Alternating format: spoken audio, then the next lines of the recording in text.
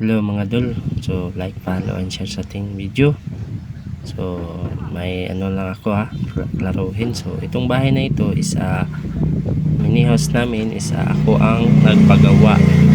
Ako ang nagpagawa, hindi po ako gumagawa ng bahay. So meron akong panday.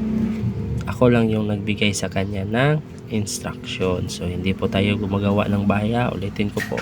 Hindi po ako gumagawa ng bahay. Ako ang nagpagawa ng bahay. Hindi po ako contractor, hindi din ako foreman. So yan yung design na bahay na yan is akin talagang plano yan. Yan na yung aking concept sa aking mini house. So ang daming nagtatanong sa atin kung sino yung contractor na yan, sino yung foreman natin. So wala po yan. So panday lang po talaga, wala po yan. Ako mismo yung nagpaplano niyan. At hindi rin ako gumagawa ng bahay. Ang size ng bahay natin is 12 by 16. May isang kwarto, isang sala.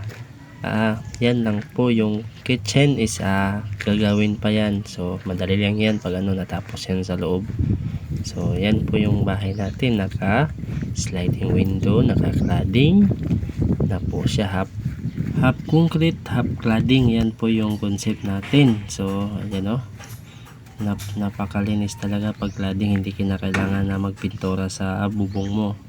Yan yung white na yan, gamit natin dyan ay molding. Daming natatanong dyan kung anong ginagamit natin. Molding yan, molding.